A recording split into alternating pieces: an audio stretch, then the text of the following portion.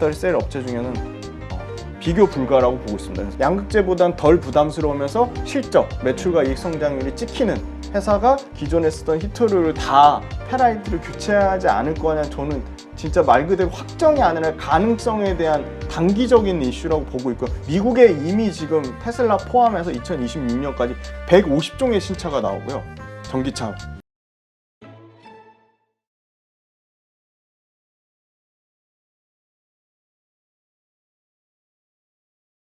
이차 전지들 가운데서도 말씀하신 대로 양극재, 음극재가 있고 또 뭐죠? 그 여러 가지 소재로 네네. 나뉘어진단 말이에요. 네네. 이 가운데에서 이게 순환매 형태로 돌고 있기 때문에 다음에 좀 부각이 될 게 뭐가 있을까? 네네. 이 다음 그 순환 섹터로 네네. 어떻게 보세요? 네, 양극재가 제일 밸류라기보다 가격 상승률이 컸기 때문에 전 분명히 순환매가 돌 수 있다고 보고 있습니다. 네. 아까도 이 표 한번 다시 보겠습니다. 표 오늘 제일 중요한 표라서 여기 보시면 원자재하고 그 다음에 양극재가 전체 평균도 땡겼고 상승률로도 평균 상승률로도 압도적입니다. 네. 예. 근데 뭐 굉장히 주가가 많이 빠져서 힘들어 하시는 거 너무 잘 알고 뭐 욕도 많이 먹고 있지만 저는 음극재 도전제가 다시 한번 음극재 도전제는 기술적인 이유를 써야 되는 것도 있지만 음극재 도전제도 네 가지 조건에 다 만족을 합니다, 사실. 대주전자재로 실제 네이버에 컨센서스가 없다가 이제 나왔는데 2025년까지 대주전자재로 말씀드리면 2024년에 매출이 120% 추정입니다. 120%, 영업이익 100%입니다. 그리고 2025년에 매출 100%, 영업이익 100%입니다. 그래서 이 음극재 단에서 상당히 양극재보다 실적 증가폭이 더 컸으면 컸지 줄지 않는다는 거고요. 도전제 나노신소재도 나노신소재 매출과 이익이 2026년까지 매출 성장률 55%, 영업이익 성장률 50%가 초과될 것으로 예상을 하고 있어서 실적 성장이 양극재에 못지않게 압도적인 매출과 이익 성장률 나오는 게 음극재 도전제 쪽입니다. 그래서 최근에 주가는 많이 빠졌지만 대주전자재료나 나노신소재는 계속 전 좋을 거라 봅니다. 네. 뭐 숫자가 찍히니까요. 이건 제가 그 어떤 기업을 좋아하고 뭐 밀고 그걸 다 떠나서 실제 철저하게 이제 대주전자재료하고 나노신소재 실적이 나왔으면 좀 더 디테일하게 말씀드릴 텐데 그거는 이제 대표님 나중에 초대해 주시면 그 부분까지 나중에 초과해서 말씀을 드리고요. 그 다음에 지금 사실 증권사 측에서는 소재단보다 셀이 좋을 거다 그 얘기를 많이 해요. 지금 배터리 셀이 주가 측면에서도 굉장히 좀 부담이 없고 18%밖에 안 올랐기 때문에 좀 그런 측면이 있는데 저는 오히려 셀에서는 1등 기업 LG 엔솔만 보고 있고요. LG 엔솔이 아무래도 그 수주가를 많이 받아서 이익률이 굉장히 나쁠 거라는 단점이 있었는데 실제 1분기 실적을 보니까 아까 첨단 생산 세액 공제 그게 1,003억이 반영이 됐거든요. 네. 요거는 가장 적은 수치로 지금 반영이 된 거고요. 실제 연간으로는 지금 보수적으로 잡아서 9천억에서 1조 2천억까지 보고요. 이게 2026년, 2018년 보면은 3조 넘는 생산세액 공제. 당연히 북미에서 가장 많은 공장을 지었으니까 가장 생산세액 공제 많이 받는 게 당연한 거고 그래서 LG 엔솔이 배터리 셀 업체 중에는 비교 불가라고 보고 있습니다. 그래서 압도적으로 LG 엔솔 보시면 될 것 같고 그 다음에 이제 그 생각보다 이 엔캠이 저는 복병인 것 같아요. 엔캠 이 전액이 그러게요. 그게 뭐 세계 시장, 미국 네. 공장 뭐 이야기하면서 네. 관심을 상당히 많이 최근에 받는 것 관심을 같아요. 많이 받고 네. 있고요. 엔캠도 숫자가 찍힙니다. 엔캠도 올해 내년 내후년까지 도전제보다 매출 성장률로 치면 더 큽니다. 70% 정도 예상을 하고 있어요. 70% 정도 이게 엄청 공격적으로 잡은 건 아니고요. 제가 평균치 계산해 보니까 이 정도 나오고요. 엔캠의 장점은 지금 전해액 관련돼서 1, 2, 3등이 다 중국인데 이 전해 그러니까 양극재만 꼭 뭐 IRA 그 법안의 최대 수혜로 생각하시는데 양극재만 꼭 그런 건 아니고요. 엔캠도 전해액 관련돼서 왜냐하면 중국 업체들이 다 글로벌 1, 2, 3등을 다 차지하고 엔캠이 4등이거든요. 근데 사실은 생산 규모로 치면 엔캠이 그 중국 1, 2, 3등이랑 전혀 생산 규모 측면에서 꿀리지 않거든요. 그런데 이 엔캠 같은 경우가 이미 미국에 공장을 짓고 있고요. 그리고 엔캠의 이 전액의 특징이 사실 특수 저장 용기에 담아서 이동해야 돼서 특수 저장 용기 비용이 들어가고 물류비가 또 별도로 들어가기 때문에 굉장히 비용단에서 상당히 부담을 많이 느끼는 이 건데, 이 엔캠 같은 경우가 사실 가장 현지화가 잘 되어 있습니다. 북미 공장 외에도 유럽 그리고 중국 그리고 동남아시아 현지화가 잘 되어 있기 때문에 엔캠 같은 경우가 아까 숫자도 찍히면서 이 IRA와 CRMA 법안에 엔캠도 당연히 수혜가 본격적으로 이 숫자에 찍히는 게 반영될 거라고 보겠습니다. 그래서 최근에 대주주 이 오정강 대표, 원래 창업주죠. 그러니까 기존에 정확한 명칭 생각 안 나는데 어떤 이제 투자 관련된 사모펀드 같은 거기서 전략, 그러니까 그 시간의 블록들로 이 물량을 다 넘겼거든요. 최대 주주 물량을. 그거를 다행히도 이 최대 원래 창업주 오정관 대표님 받아가지고 이 부분 관련돼서 여러 가지 블록들 관련돼서 이슈가 있었는데 오히려 이 실제 창업주가 받았기 때문에 그 부분 또한 이 블록들 관련된 이슈 또한 전 부정적이지 않다고 보고 있습니다. 네. 오히려 경영 안정성이 더 투명하게 강화되는 측면으로 보고 있습니다. 하여튼 뭐 그 블록딜 소식이 나왔을 때는 뭐 장중에 10%까지도 네. 하락을 했었는데, 네, 알겠습니다. 이러한 것들이 하여튼 그래서 지금의 여러 가지 2차 전지 섹터에 대한 조정이 끝나고 났을 때에 다가올 수 있는 네. 상승할 수 있는 어떤 순환매, 네. 그 안에서의 네. 어떤 순환매에 있어서의 그 가능성, 네. 이렇게 봤을 때 지금 이야기하신 주식들이 네. 좀 가능성이 높다. 그러니까 두 가지입니다. 밸류에이션이 양극재보단 덜 부담스러우면서 실적, 매출과 이익 성장률이 찍히는 회사가 저는 이제 음극재, 도전재, 전해액 정도가 되지 않을까 그렇게 보고 있습니다. 네, 알겠습니다. 자, 하여튼 그 포스코홀딩스, 우리 지난번에 그 주 인도네시아 전 대사님을 모셨는데, 네. 포스코홀딩스도 지금 또 니켈 공장, 네네. 그 포스코 인도네시아에 차리잖아요. 네네. 지금 이 소재, 니켈과 리튬 이런 소재를 확보하기 위한 노력들이 아주 큰 것 같아요. 예. 이게 대부분 중국이 다 가지고 있다고 해가지고. 네네네. 그 배터리 광물 지금 탈중국 하려고 지금 안간힘을 쓰고 있고요.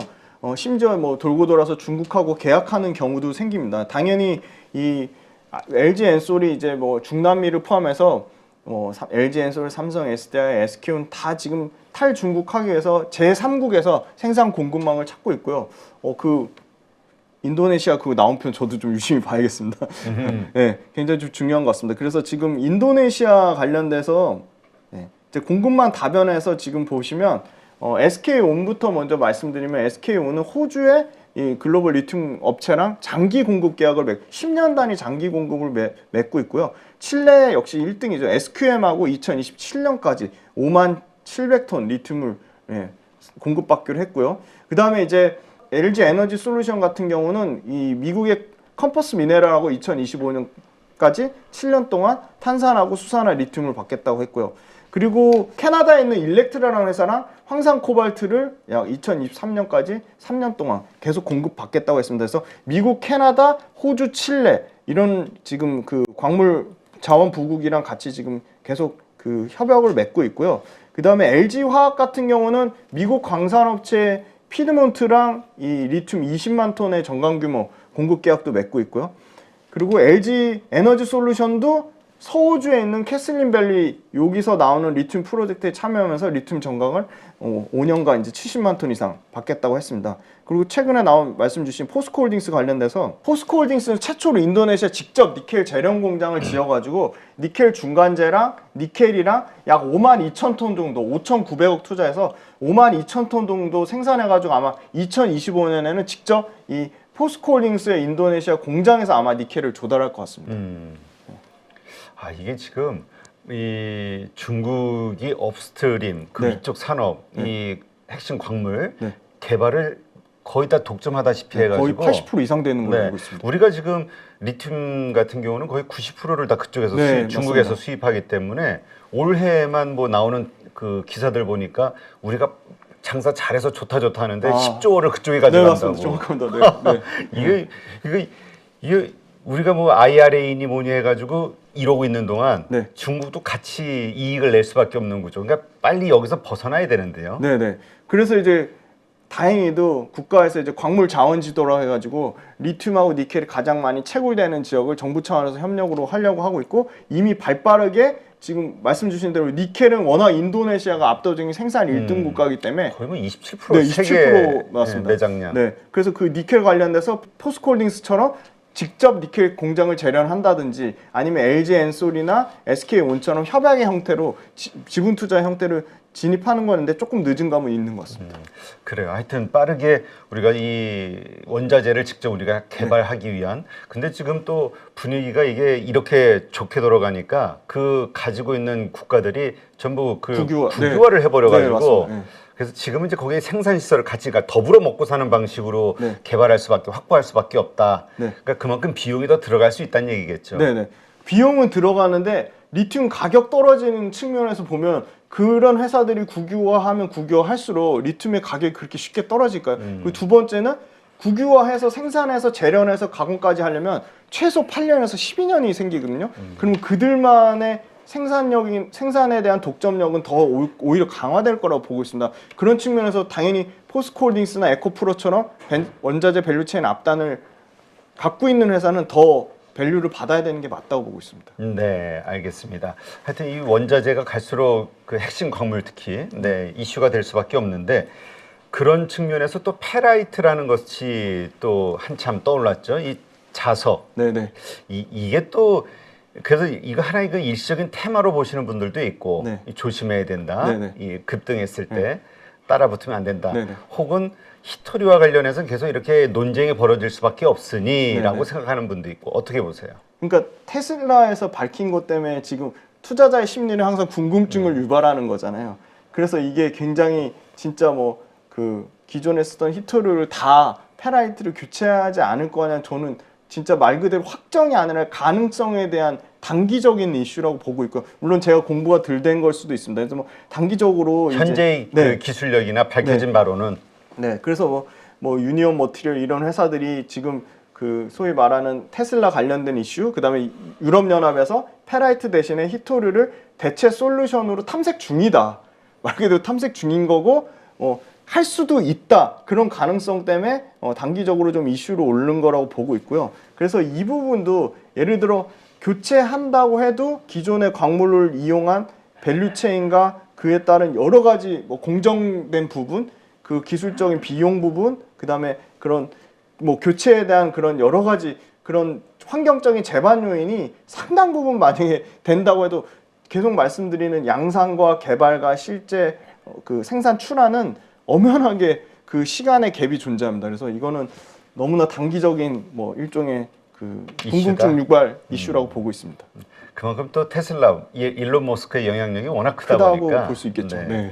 하여튼 지금 IRA법, 우리에게 주어진 아주 좋은 기회인데, 이 IRA법에 의하면 핵심 광물을 우리가 일단 40% 이상 써야 그 보조금을 받는 거고, 27년까지 80% 이상 써야 되는 거니까 우리가 계속 이렇게 확보해 나갈 수밖에 없는, 적극적으로 여기, 그러니까 기업이 뭔가 이렇게 확보해 나간다, 또 그런 어떤 그 결과물을 만들었다, 이것이 결국은 주가에 큰 도움이 될 수 있겠네요. 네네.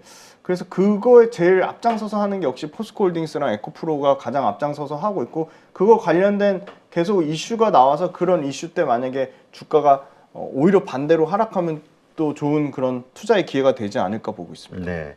2차 전지 지금 우리가 또 주목할 만한 이슈가 있을까요? 네. 최근에 사실 이게 제일 중요한데, 전기차가 잘 팔려야 되잖아요. 그렇죠. 그리고 전기차의 침투율이 아직 낮아야 되고요. 근데 이제 전체 전기차 침투율 3월 달 데이터 보니까 14%예요. 근데 여기서 미국을 보면 8%입니다. 그러니까 미국이 전년 대비해서 오히려 약 폭풍 성장할 거로 봤는데 전년 대비 1.7%밖에 안 늘어났어요. 별로 생각보다 안 샀네요. 생각보다 전기차가 테슬라를 뺀 나머지 차들이 좀 더 분발해야 될 것 같습니다. 그리고 유럽은 20.8%예요. 유럽은 전년 대비 1.6%가 줄었습니다. 그러니까 그러니까 생각보다 이 유럽이 워낙 엔진 기술 강하고 BMW 벤츠부터 해가지고 뭐 아우디 굉장히 그렇죠. 명차잖아요.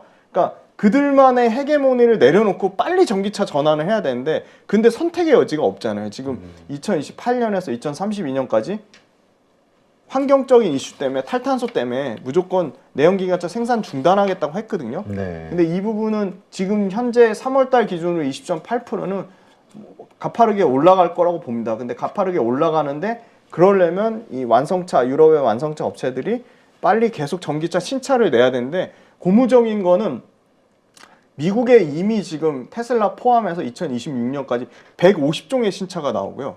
전기차.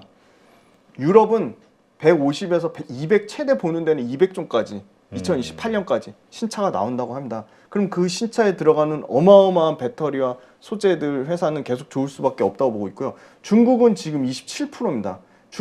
중국이 가장 전년 대비 성장률이 높은데요. 중국은 전년 대비해서 5% 넘게 성장을 했고요. 그리고 배터리 출하량 보시면 3월달 글로벌 배터리 출하량이 56.5기가와트시인데 56.5기가와트시보다 전년 대비 얼마나 늘었냐? 35% 증가했습니다. 네. 굉장히 견조합니다. 월별 출하량이 계속 30%대 초과하고 있습니다. 그 중국을 제외하고 봤더니 중국을 제외한 게 26.7기가와트인데 요것도 전년 대비 35% 증가했고요. 이 업체별로 보니까 좀 특징적인 게 LG 엔솔은 전년 대비 26% 증가한 8.4 글로벌로 중국을 제외하고 압도적으로 1등이고요. CATL이 전년 대비 78% 증가해서 6.8기가와트로 CATL이 3월달에 좀 굉장히 좋았습니다. 이건 좀 주의를 해야 될 것 같고요. 삼성 SDI가 전월 대비도 48% 증가했고요. 전년 대비도 46% 증가했는데 아마 말씀 주신 북미에서의 실적이 이제 본격적으로 출하량으로 나오는 것 같습니다. 삼성 SDI는 굉장히 보수적으로 얘기하지만 삼성 SDI도 연간으로 월간으로 40% 넘는 지금 증가세를 보이고 있어서 삼성 SDI랑 지금 SK온이랑 5등 6등 왔다 갔다 하는데 지금 0.1기가와트시밖에 차이가 안 난다는 점이고요. 그 다음에 3월달 미국 데이터 보면 미국에서는 파나소닉이 역시 1등을 했습니다. 파나소닉이 아마 그 테슬라 압도적인 물량 때문에 3.1기가와트시로 1등을 했지만 이 상승폭 자체는 좀 둔화되고 있다는 거고요. LG 엔솔이 지금 미국 시장에서 전년 대비 75% 증가했습니다. LG 엔솔도 북미에서 굉장히 성장률이 가파르게 늘어나고 있고 1.2기가와트시고요. CATL이 전년 대비 60% 증가했습니다. 근데 좀 우려되는 거는 CATL이 지금 LG 엔솔하고 출하량 차이가 3월달 데이터로는 0.1밖에 차이가 안 난다는 점이고요. 삼성 SDI가 지금 엄청나게 올라가지고 미국에서 지금 전년 대비 263% 성장했습니다. 그래서 1기가와트, 그러니까 삼성 SDI, CATL, LG 엔솔, 파나소닉 뭐 4파전이라고 볼 수 있겠습니다. 그다음에 3월달 유럽에서도 역시나 LG 엔솔이 압도적으로 1등했고요. 전월 대비 79% 성장했고 전년 대비 18% 성장해서 LG 엔솔이 유럽에서도 지금 6.4기가와트로 1등했고요. CATL이 지금 전년 대비 86% 증가하면서 LG 엔솔하고 2기가와트 차이는 나지만 4.4기가와트로 좀 CATL이 지금 북미하고 유럽에서 좀 상당히 LG 엔솔을 좀 빠르게 좀 따라잡고 있습니다. 그리고 이제 전기차 판매량 보시면 BYD랑 CATL 중국 포함입니다. BYD가 압도적으로 1등인데 BYD가 21만 대 팔았고요. 아, 많이 팔았네요. 네, 확실히 많이 팔았습니다. 그 저가형 모델 있잖아요. 현대차가 미국에 8천 몇 대 팔았다고 하는 거 보면은 엄청난 수치입니다. 그리고 테슬라가 3월달에 굉장히 많이 회복이 됐습니다. 뭐 가격 올렸다 내렸다 막 자기네 마음대로 하는데도 불구하고 테슬라가 20만 대 팔았거든요. BYD랑 이게 지금 1월달, 2월달 데이터보다 엄청나게 좁힌 거거든요. 1만 대밖에 차이가 안 나고요. 테슬라가 지금 2위고 BYD가 1등입니다. 그리고 3등이 스텔란티스고요. 스텔란티스도 지금 빠르게 점유율이 올라오고 있습니다. 13% 점유율로 약 한 8만 대 정도 팔았고요. 스텔란티스는 유럽에서 1등이고요. 지금 현대 기아차가 지금 한 5, 6위권을 형성하고 있다고 말씀드리겠습니다. 그래서 지금 BYD를 제외한 1등부터 5등에 들어가는 핵심은 이거죠. 1등 BYD를 제외한 2등의 테슬라, 3등의 스텔란티스, 4등에 왔다 갔다 하는 BMW랑 현대기아차, 그 다음에 폭스바겐이 3등입니다. 폭스바겐, 현대기아, BMW, 스텔란티스 모두 국산 배터리를 쓰고 국산 양극재 소재를 쓴다는 점을 요 수치에서 계속 여전히 견조하다는 점 말씀드리겠습니다. 네, 알겠습니다. 하여튼 그 미국보다 유럽을 우리가 현대차 기아가 2배 더 팔았다 해가지고 이유가 뭔가 했더니 유럽 시장이 일단 더 크다. 네. 현재 시점에서는. 네, 현재 시점에서는. 네, 네. 그렇게 보면 되겠군요. 네. 네, 그 많은 분들이 선택할 때 왜 이렇게 미국이 그러니까 이렇게 확산이 안 되느냐? 이거에는 그 충전망 시스템 네. 요거에 대한 부족함, 네. 또 이 번거로움 네. 이걸 지적하는 분들도 있긴 하는데 네. 뭐 테슬라의 머스크도 이 부분을 지적을 했고 여기에 대해서 뭔가 확장하는 사업을 하겠다 네, 했으니까 이 부분도 곧 좋아지겠죠. 네, 인프라 관련된 거는 빠르게 좀 올라올 거라고 보이고 지금 워낙 유럽이 인프라가 잘 돼 있기 때문에 아무래도 그 부분인데 근데 북미 같은 경우가 유럽과 중국보다 압도적으로 픽업 트럭이라든지 대형 그 소위 말하는 SUV 차량이 잘 팔리기 때문에 출하량 자체가 훨씬 더 클 거라고 보고 있습니다. 네, 알겠습니다. 이렇게 해서 오늘 전기차 부분 또 2차 전지 관련된 섹터에 대해서 한번 자세하게 스터디를 해봤는데요. 우리 방송을 보시는 가족분들 참고하셔서 차분하게 너무 과하지도 않고 모자람이 없게 이 섹터를 바라보면서 투자의 시각을 가져보시기 바랍니다. 오늘 수고하신 김지훈 대표님 고맙습니다. 감사합니다.